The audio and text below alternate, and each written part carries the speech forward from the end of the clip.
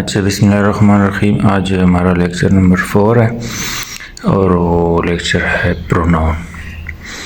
ठीक है, प्रोनाउन को हमने नाउन को पढ़ लिया था। तो नाउन को नाम हटाने के बाद नाउन की जगह जो चीज़ इस्तेमाल होगी इसको हम प्रोनाउन कहते हैं। जैसे pronoun, pro mean for, noun mean noun, noun से मिला है, लैटिन वर्ड है। ठीक है, pronoun mean for a noun, noun के लिए या नाउन की जगह हम इस्तेमाल करते। Noun pronoun is which is use to replace a noun और रिप्लेस टू नाउन इन और स्पीच। हम नाउन की जगह जब हम प्रोनाउन को वो दूसरा वर्ड इस्तेमाल करें उसका हम प्रोनाउन कहेंगे। जैसे Ali is a good boy, Ali की बात इधर तक आ गई, हमने नाउन इस्तेमाल कर लिया, अली हमारे पास नाउन है।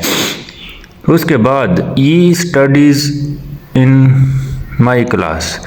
अब जो है ना ई जो है ना हमने क्या क्या अली की जगह इस्तेमाल कर लिया, तो ये हमारे पास क्या हो जाता है, हमारे पास प्रोनाउन हो जाता है। मतलब हम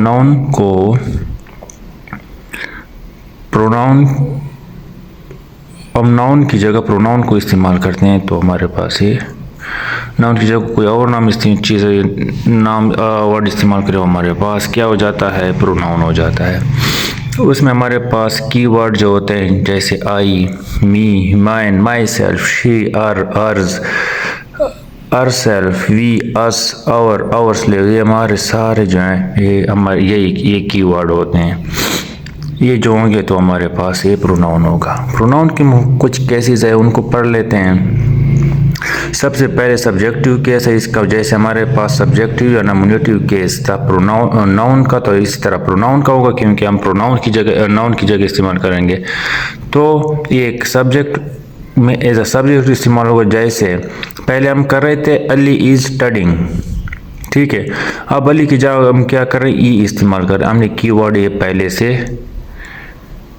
लिख लिए, तो ई इज स्टडिंग। हमने ई जो है ना हमारे पास अब क्या है, प्रोनाउन है। अब प्रोनाउन किधर इस्तेमाल हुआ है, प्रोनाउन हमारे पास सब्जेक्ट में इस्तेमाल हुआ है। उसके बाद हमारा है objective case.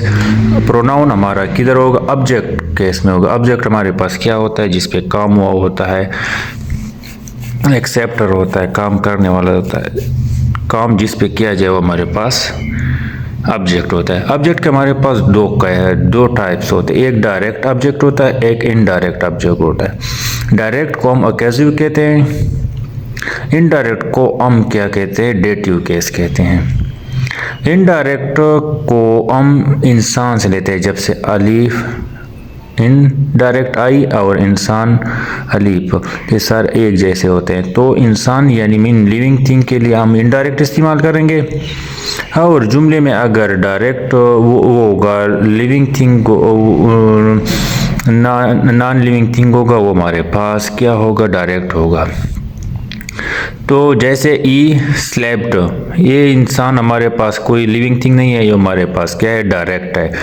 E bought a car for me, इधर हमारे पास दो ऑब्जेक्ट है, एक डायरेक्ट ऑब्जेक्ट है, एक इनडायरेक्ट है। हमने कहा कि जो लिविंग थिंग होगा वो हमारे पास क्या होगा, इनडायरेक्ट होगा, वो जो नॉन लिविंग होगा वो हमारे पास डायरेक्ट होगा। अकार हमारे पास क्या है, हमारे पास नॉन लिविंग है, और नॉन लिविंग थिंग हमारे पास क्या होता है, ये डायरेक्ट होता है।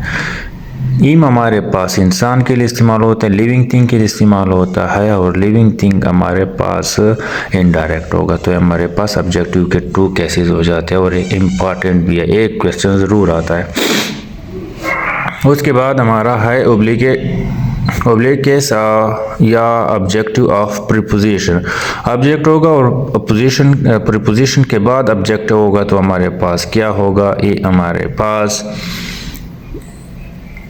ऑब्जेक्ट ऑफ प्रीपोजिशन होगा या ऑब्लिक होगा। जैसे दिस फ्लाइट इज फॉर अर। अब फॉर हमारे पास प्रीपोजिशन है, अर हमारे पास क्या है, प्रोनाउन है, ऑब्जेक्ट की जगह इस्तेमाल हुआ है, तो हमारे पास प्रीपोजिशन, ऑब्जेक्ट ऑफ प्रीपोजिशन हुआ है। ई स्टेड विद हिम, इम विद हमारे पास प्रीपोजिशन है, इम हमारे पास ऑब्जेक्ट है। ऑब्जेक्ट कौन सा, प्रोनाउन ऑब्जेक्ट। तो हमारे पास ये ऑब्जेक्ट ऑफ प्रीपोजिशन हो जाता है। उसके बाद हमारे आ जाता है सब्जेक्टिव कॉम्प्लीमेंट। अब हमारा जुमला अगर सब्जेक्ट पे का ख़त्म हो जाए तो हमारे पास ये सब्जेक्टिव कॉम्प्लीमेंट होगा, लेकिन सब्जेक्ट किसका होगा, हमारे पास ये प्रोनाउन होगा। नाउन का हमने पढ़ लिया था, या इधर क्योंकि हम प्रोनाउन सारा पढ़ रहे तो जो चीज़ भी होगी हम प्रोनाउन इस्तेमाल करेंगे। जैसे pronoun is replaced after any form of be completed the meaning of a subject। जैसे open the door, the door हमारे पास क्या है, हमारे पास noun है। अब इसको देखो, it is me, मैं हूँ, दरवाज़ा खोलो, ये हमारे पास क्या हो जाता है, सब्जेक्टिव कॉम्प्लीमेंट हो जाता है। उसके बाद मी हमारे पास क्या हो जाता है, प्रोनाउन है ना, और ये क्या कर रहा है, एज अ सब्जेक्टिव कॉम्प्लीमेंट काम कर रहा है। अब उसके बाद हमारे कुछ टाइप होते हैं प्रोनाउन के, उसमें सबसे पहले हमारे पास रिफ्लेक्सिव प्रोनाउन होता है। रिफ्लेक्सिव प्रोनाउन में ऐसा होता है कि सब्जेक्ट और ऑब्जेक्ट दोनों एक होते हैं, बंदा खुद होता है, सब्जेक्ट भी खुद होता है और काम भी खुद कर रहा होता है, खुद पे काम कर रहा होता है और खुद बंदा होता है। सब्जेक्ट और ऑब्जेक्ट दोनों हो रहे होते हैं, एक होते हैं, तो हमारे पास ये रिफ्लेक्सिव होता है। उसकी कीवर्ड जो हमारे पास है वो हमारे पास ये कीवर्ड हमारे पास है। तो that reflects action back on the subject, ठीक है, is used when the subject and object are the sentence, और ये हमारे पास दोनों इन सेंटेंस में सेम हो। जैसे और इसकी कीवर्ड क्या है, myself, itself, themself, ourself, itself, himself वगैरह, ठीक है। और ये क्या होगा, ये अमूमन लास्ट में आता है। जैसे you need to take care of yourself, इधर हमारे पास ऑब्जेक्ट भी एक अपना है, ये ऑब्जेक्ट की जगह ये इस्तेमाल होता है, सब्जेक्ट की जगह सब्जेक्ट भी और ऑब्जेक्ट दोनों जो है ये हमारे पास क्या होते हैं, प्रोनाउन होते हैं, और दोनों एक ही होते हैं। एक्शन मतलब सब्जेक्ट और खुद सब्जेक्ट काम कर रहा होता है, तो हमारे पास ये क्या होता है, रिफ्लेक्सिव प्रोनाउन होता है, ठीक है। दूसरा हमारे पास आ जाता है नंबर 2 पर्सनल प्रोनाउन, पर्सन से निकला है। तो पर्सन हमारे पास अगर सब्जेक्ट में इस्तेमाल करें तो सब्जेक्ट में भी इस्तेमाल कर सकते हैं, पोजेसिव में भी इस्तेमाल कर सकते हैं, और ऑब्जेक्टिव में भी इस्तेमाल कर सकते हैं। सब्जेक्टिव में हमारे पास 3 टाइप के हो जाते हैं, first person pronoun, second person pronoun, third person pronoun. First person pronoun में हमारे पास आई यू और वी हो जाता है, सेकंड में हमारे पास सिर्फ यू हो जाता है, थर्ड में हमारे पास ई शी इट और दे हो जाते हैं। दे हमारे जमा के लिए इस्तेमाल होते हैं, ई शी इट वाहिद के लिए, यू जमा और दोनों के लिए इस्तेमाल होते हैं, आई वाहिद के लिए, वी जो है जमा के लिए इस्तेमाल होते हैं, ठीक है। ये हमारे पास सब्जेक्टिव के 3 केसेस हो जाते हैं। फिर हमारे पास पोजेसिव केस हो जाता है। पोजेसिव में हम क्या करते हैं, ये ओनरशिप होते हैं, जैसे मी माई, ओनरशिप लेते हैं, ओन करते हैं, जाती होता है।